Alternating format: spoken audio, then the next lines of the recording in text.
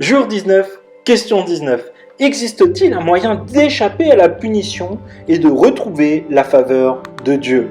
Ésaïe 53, les versets 10 et 11. L'Éternel a voulu le briser par la souffrance. Si tu fais de sa vie un sacrifice de culpabilité, il verra une descendance et vivra longtemps. Et la volonté de l'Éternel sera accomplie par son intermédiaire.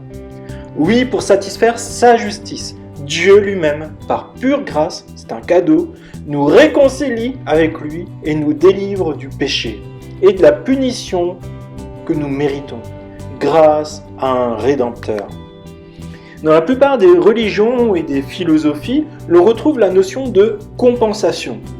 La plupart des systèmes de pensée humains ont tenté de résoudre cette équation complexe entre les préjudices et leur compensation. Par exemple, si on fraude dans le métro, le contrôleur demandera une compensation financière, supérieure au prix d'un billet de métro. Si on vole un objet, nous devrons rembourser, plus donner une compensation.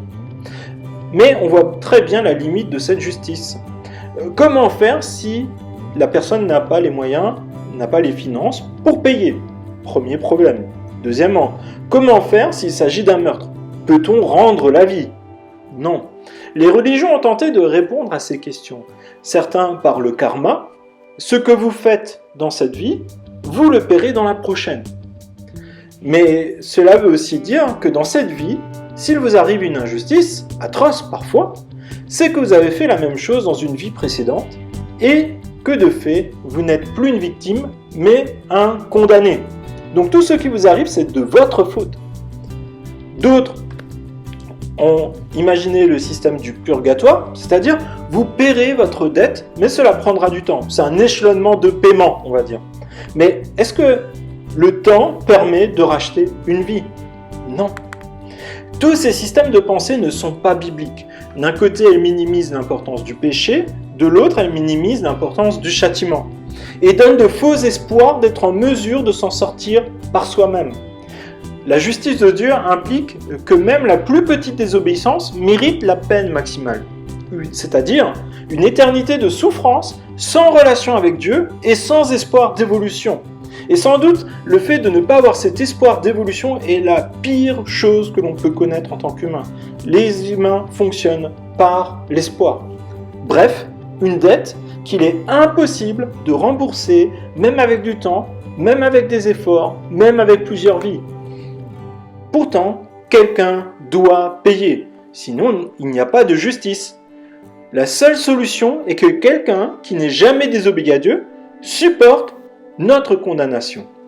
Et seul Jésus pouvait faire cela pour nous, pour vous et moi. À juste titre, il est extrêmement difficile d'accepter que quelqu'un doive souffrir et mourir à notre place à cause de nos fautes. C'est totalement intolérable. C'est quelque chose qu'on a du mal à accepter. Pourtant, c'est le plan de Dieu de lui-même endurer notre condamnation, notre souffrance. Et c'est ce qu'il a annoncé par un prophète, donc c'est-à-dire un porte-parole de Dieu, 600 ans avant la venue de Jésus.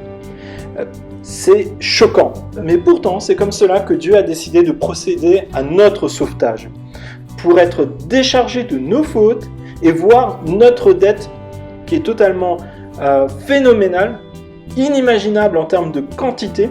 Cette dette, il la rachète de cette façon. Il n'y a qu'une solution. Reconnaître la divinité de Jésus et accepter que Jésus a payé à notre place par sa souffrance. Et cela nous rappelle que nous avons besoin de Dieu. Et je vous invite à la prière. Ô toi, grand réconciliateur, merci de nous avoir rejoints de notre humanité. Tu es parfait en justice et en miséricorde. Nous acceptons le salut que nous ne méritons pas. Nous venons devant toi dans le nom de Jésus-Christ, ton Fils bien-aimé que tu as envoyé vers nous. Et nous plaçons notre confiance dans ses mérites, dans ses actions et dans sa personne, plutôt que dans les nôtres. Car nous savons que nous sommes faibles, que nous sommes pécheurs et que nous commettons beaucoup d'injustices. Merci car tu as payé notre dette par amour pour nous. Amen.